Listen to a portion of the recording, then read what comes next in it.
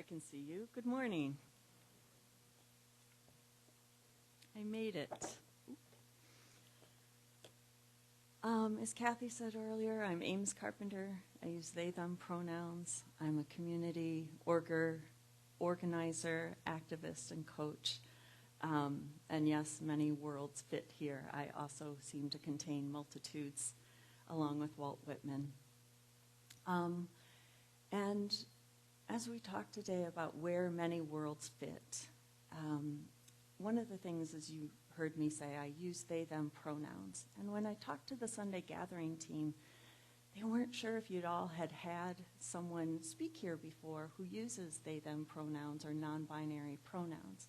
And so they gave me permission to spend just a little time talking about it and how, as a community, because I know C3 really prides itself on being inclusive, how as a community that might work. So I know that we have questions at C3, so I'm going to start with a question.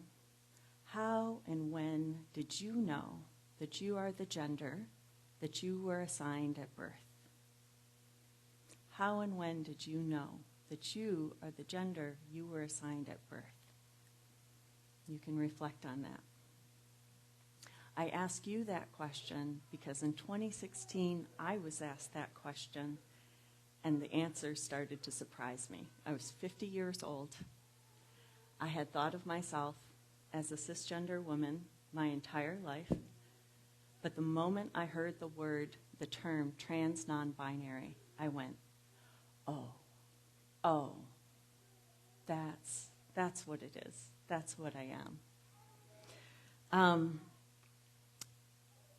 If you've not heard the term before, trans non-binary, I brought a little visual aid.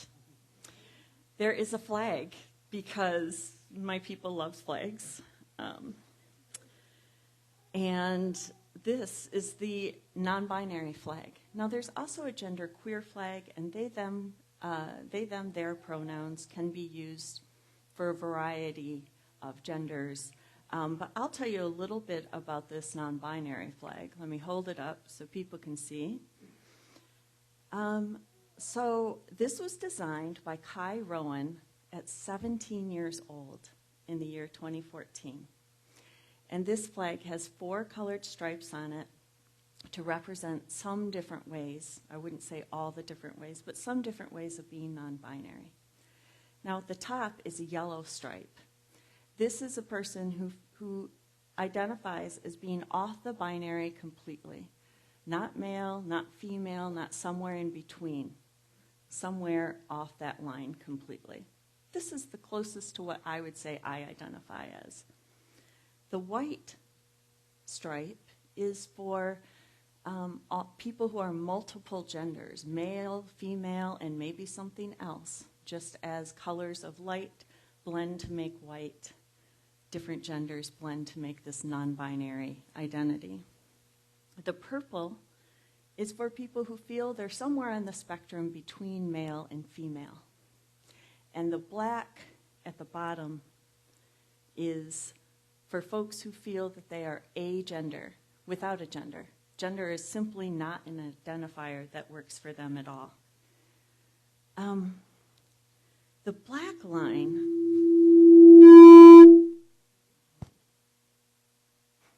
sorry all, the microphone was offended.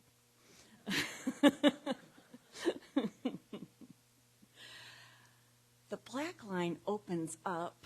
In fact, the whole flag and the whole non-binary existence opens up. But the black line in particular harks back or resonates with something that was true and that really aligns with our theme of where many worlds fit. In pre-colonial West Africa, the Yoruba people, actually today, they still speak with a genderless language. Their language has no gender. And in pre-colonial days, there was no gender in the society. Mostly where Yoruba people spoke the language of Yoruba. In her book, The Invention of Women, Oyeronke Oyewumi, who is a Yoruba speaker, talks about the way the society was structured. Now, it's not that they didn't have people who gave birth and nursed babies, and they didn't have people who pee standing up, right? But it was not an organizing principle of their society. Seniority, who was an elder.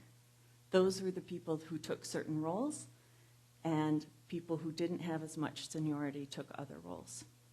So gender is a social construct that organizes our society. It divides in a particular way. And so that's one place where we can start to open up new worlds.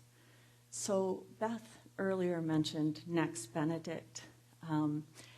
And in that spirit of creating pockets where new worlds can emerge and non-binary people can exist, I'm wondering if you all, as you're learning about pronouns, would enter some community agreements with me.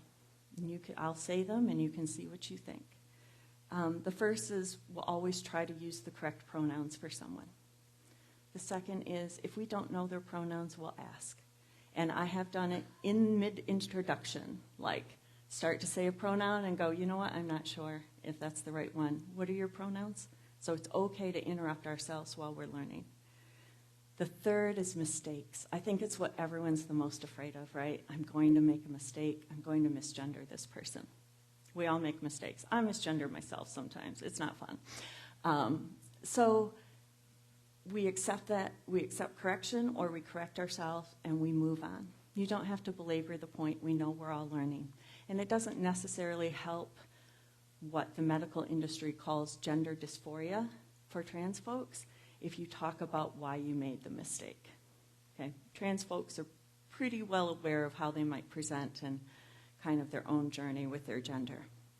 And then fourth, and this can be a little against the usual social fabric, if you hear someone make a mistake, as soon as you can, interrupt and just say this person uses and insert their correct pronouns. Okay? Because if you let the person keep talking, their brain keeps remembering the wrong pronouns, and it sets the culture for the conversation. So in organizer culture, when we agree with something, we do snaps. So if people feel like they like those community agreements, use the right pronouns, ask if we don't know, if you make a mistake, correct and move on, and correct others, you can give me some snaps. I hear some snaps. I hear some. And if some of you are just thinking about it, that's okay too.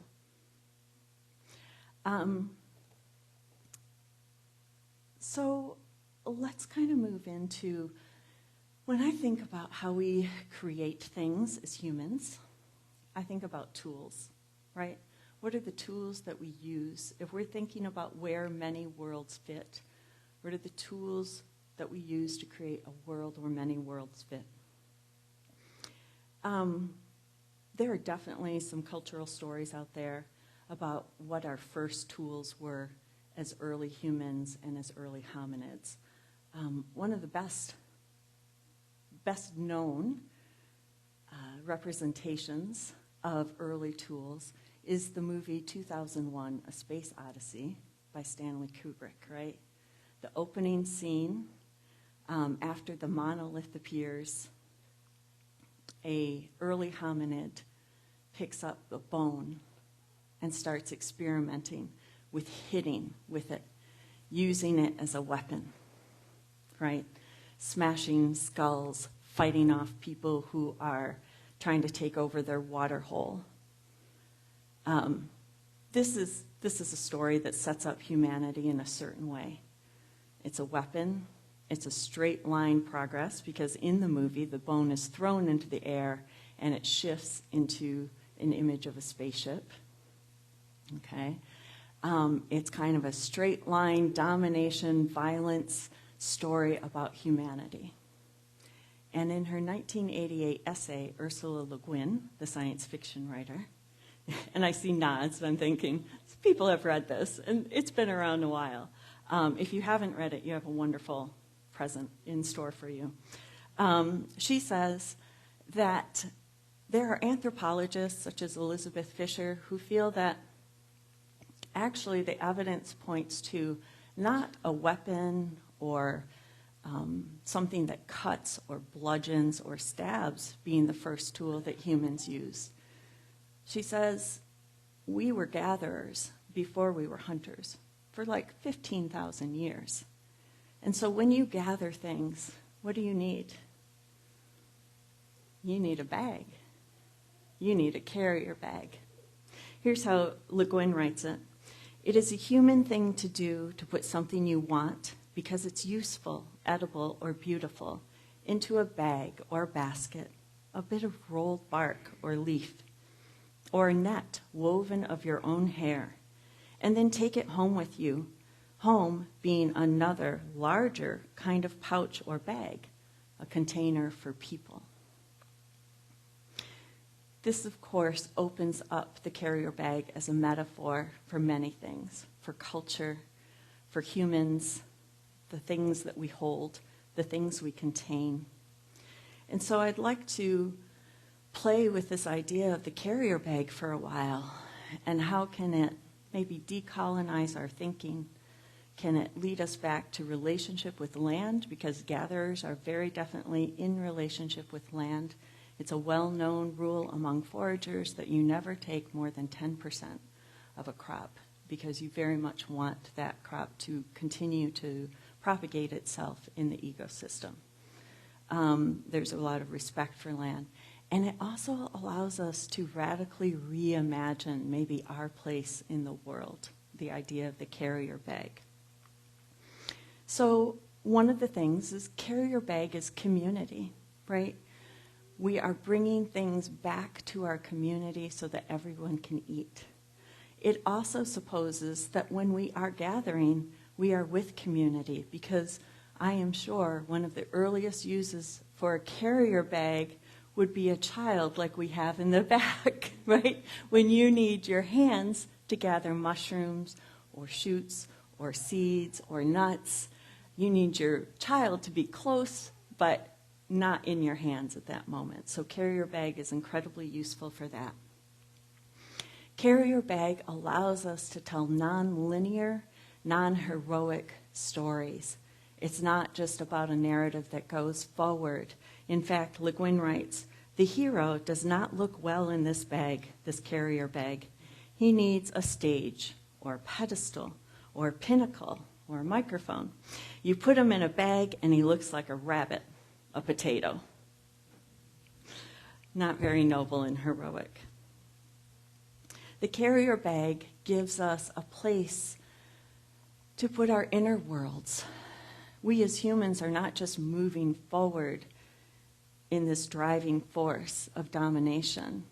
We as humans contain multitudes, we contain complexities.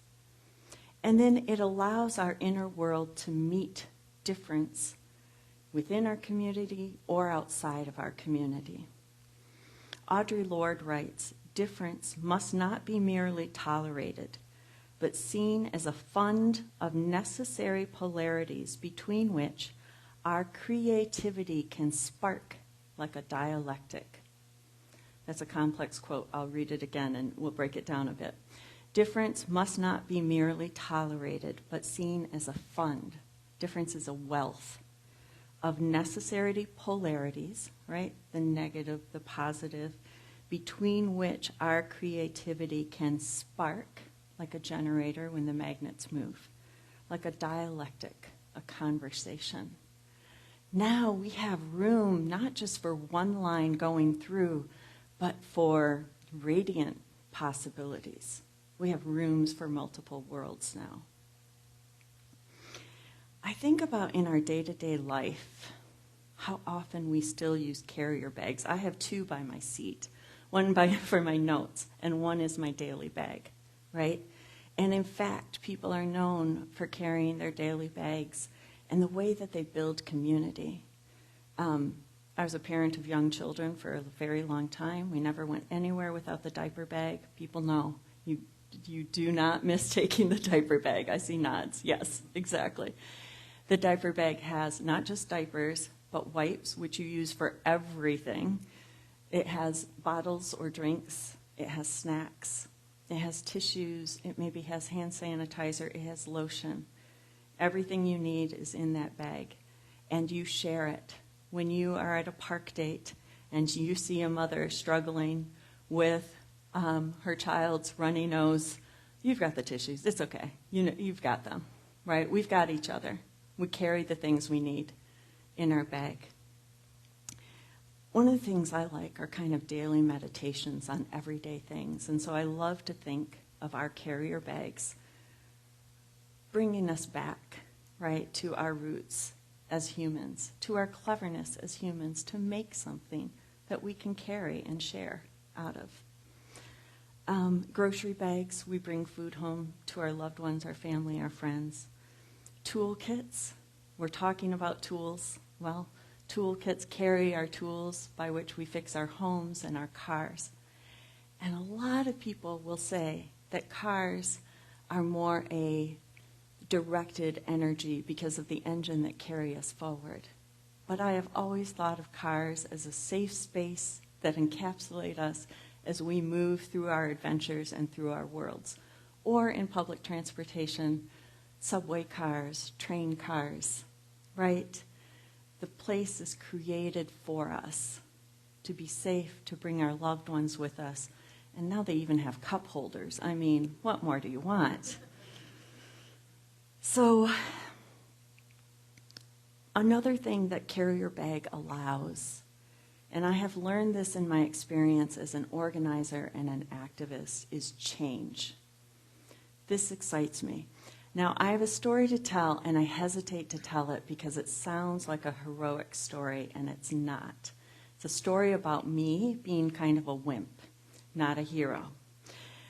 So keep in mind as I tell this story that there is a carrier bag that I'm going to get to at the end of it. In 2017, Trump had just taken office, and I live in Grand Rapids, and we have a lot of immigrant neighborhoods and a lot of immigrant neighbors. And people were incredibly activated.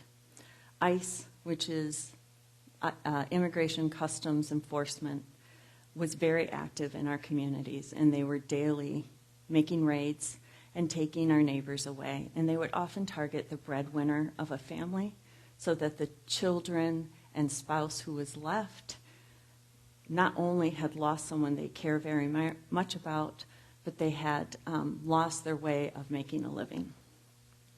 So I was working with immigrant justice groups. I worked with Rapid Response to ICE, where we tried to interrupt raids. And we also provided mutual aid to families who had been left without an income. And I worked with Movimiento Cosecha, Grand Rapids. Movimiento Cosecha is Spanish for the harvest movement. And they were pointing the direction to the fact that so much of our food supply depends on immigrant labor, that they are the harvesters. And so Movimiento Cosecha was fighting ICE. We fought a contract that our local jail, Kent County Jail, had with ICE, where ICE would pay them for beds to detain immigrants. We wanted Kent County to end that contract. And so what we did was we staged a protest, and it was a civil disobedience protest in front of the ICE office, which in Grand Rapids is just 2 blocks north of City Hall, and I feel like that says a lot. In this case, if we're talking about tools, I think the tool that I was evolving to be was a wrench in the gears, right? There can be no business as usual as our neighbors are being separated from their families. So the action took place, and I stood in the middle of the street between other fellow activists, and we blocked traffic. Blocking traffic on a side road is not a big deal, but this side road is the exit to a major highway downtown. So we were blocking the exit to 196. Traffic backed up real quick. The police chief was there in 5 minutes. It's kind of a record for GRPD, not to mention the chief. So I was standing in the middle. I had people on other sides. We were holding the banners. And we were given our ultimatums, right? either move from this road or you'll get arrested. And the cops started moving in side to side, and they gave everyone that ultimatum. Move from this road or you'll be arrested. And the guy to my right, kind of a firebrand, yells, "Absolutely not, ICE out of Kent County." And the guy to my left is also standing very strong. He, move or you'll be arrested. "I will not. I stand with immigrants." And then they come to me. I have to face the fact that I am a 50-year-old, femme-presenting woman, disabled, who has never said no to a cop in my life. Right? I have been socialized very heavily to go along, to obey. And I have to really face that in that moment. Mentally, I felt like I was prepared. My body had other opinions. I couldn't speak. I could not utter a thing. I wanted to say the absolutely not, the I stand with my immigrant neighbors. Nope, nothing was coming out. I shut my mouth and I just shook my head. No, I will not move. And it was enough. I got arrested. Yay, snaps. I did what I set out to do. Why could I face my own history of complicity and obedience with a system that deports our neighbors? This is where we get to the carrier bag, because I had a community. While I stood there, unable to utter what I needed to utter, I heard them around me. They were all safely on the sidewalk, so they wouldn't get arrested, because many of them would face deportation if they got arrested. And they shouted, "We've got you, Ames. We see you, Ames. Thank you, Ames." In fact, that entire day, from the moment I left the door, I was taken by my support person to the place of the direct action. She fed me breakfast. She made sure she had my valuables for the arrest. When I was in the holding cell, I knew that she had my bail, and she was already making my bail arrangements. And I knew that when I got out, I was a big Diet Coke drinker at the time, that I would have a Diet Coke waiting for me. And that felt important. And so it was the carrier bag that allowed me to find what I needed within myself, to make a change, to make a stand. We did end up getting ICE out of Kent County. We did end that contract through our continued efforts. Yeah, we can snap for that. It was a big win for our movement. The other thing that happened in jail is because I was so well supported, it's not like I could bring a carrier bag into Kent County with me, into Kent County Jail with me, but what I could bring was my capacity to hold space for other people. Now, when you're in jail, they separate you by how they perceive your gender. And so I was separated with the women in a holding cell. And I met women who were all having the worst day of their life. I met a woman who was on her way to her first day of her second job. This was going to allow her to catch up on bills. Well, she got stopped for a traffic violation. She did not realize she had enough unpaid traffic tickets, because note the fact about catching up on bills, that there was a warrant out for her. So she was pulled into the jail. What's more, she had a child at school who was expecting a pickup. And the phones in jail don't always work like you think they're going to. It's not like they take you into a place and give you a phone. They're often collect calls. So she could not reach anyone to pick up her child from school that day. That's that violent interruption of life. There was another woman there who had been transferred from another facility because she had not paid her child support. She was to serve 2 weeks in Kent County Jail. That 2 weeks would interfere with her ability to have the back surgery so she could start work again, so she could pay her child support. Right? People are punished for being poor. What I was able to do was bring some community inside the jail. I could listen to them. Every woman in that holding cell cried at one time or another. And you go in to jail and you have to be tough. You have to be tough to survive. But with me, for a moment, they could be soft and they could get support. The other thing is my jail support team was out in the lobby of the release kind of lobby, And they had, for everyone, not just us, they had Advil, they had pizza, they had drinks, they had charged cell phones so people could call for a ride.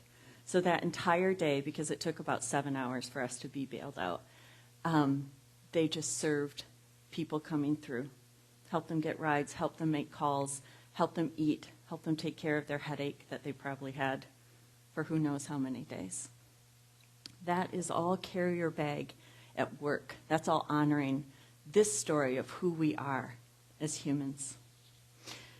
Now, my quote today, "The world we want is one where many worlds fit," comes from the Zapatistas. And I found out in our pre-talk that many of you know who the Zapatistas are. We are just in this talk creating space for different worlds, from Yoruba to Cosecha to the Zapatistas. So I'll talk briefly before I close. The Zapatistas started organizing in 1983 in Chiapas, Mexico, which is the southernmost state of Mexico. It is rich in resources, but it is a poverty-stricken state. The Zapatistas are mostly indigenous Mayan. They speak several languages. They have all learned Spanish. If they're dealing with the press, they learn Spanish as a second languages, but they speak indigenous languages. In 1983, they started traveling in small groups to various villages in the rainforest and the mountains to start building people power. In 1994, 11 years later, and 30 years ago, right, on January 1st, they started an uprising. They took territory in 7 different towns within their region. January 1st, 1994 was also the day that NAFTA, the North American Free Trade Agreement, was in effect, went into effect. And so they picked that day as a symbolic strike back against neoliberal colonialism that was ruining their lives. And their decision to do, and it was an armed uprising, was this. They said they would rather die by a bullet than watch their children die of another preventable disease. So their armed uprising only lasted about 2 weeks. Often when they heard the Mexican army was coming, they would flee to the hills. But the people of Mexico took to the streets in support of the Zapatistas. The Zapatistas showed them this is possible. We can protest and resist the governments that are taking over. The Mexican government continues to come after the Zapatistas, and they've installed an army base near their land. But the Zapatistas have maintained control of much of their land. They've developed economic cooperatives. The people who work the land decide what happens with the harvest. They have also really evolved when it comes to fighting patriarchy and with a gender analysis.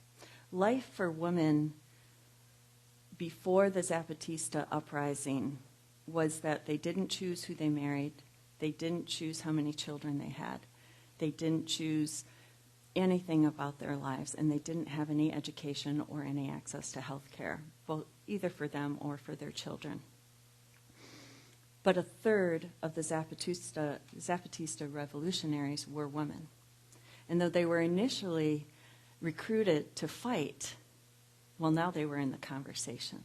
And they kept pushing that they needed rights, that they needed education, that they needed to choose who they wanted to marry, they needed to choose how many children they were going to have. And that is something that the Zapatistas have really done.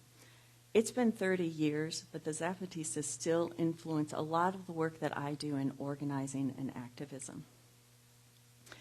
The way that they've come and the way that they cooperatively work together, their relationship to land, their indigenous principles of the way that they live together, all of that has influenced a lot of what they do. And they have created a small area where their world exists too, alongside the other worlds that we know. So I have questions for us, and then I'll close with a poem. My questions are, how this week will we bring the carrier bag into our lives? How might we remember, right, our early human ancestors? How will we create space for a world where many worlds fit? How might we use radical imagination this week? I wrote this poem in 2017. It was published in the 3288 Review. And it is about me radically imagining how our inner worlds and our unconscious, the things we don't think about, mix with the organizing work that I'm doing. The poem is called Constellations, and it starts with a quote by Helen Luke, who is a Jungian analyst in the tradition of Carl Jung. She writes, "Whatever we deny or ignore constellates in the unconscious. We are everything you never thought about, growing in the shadows, reaching out a hand. We brought each other meals of the fear you never spoke. A sprinkle of our salt made it meat and fire we could eat. Your eyes burned in the sun that glints steel skyscrapers, while we have patterned the night. We are there now, whistling." Thank you.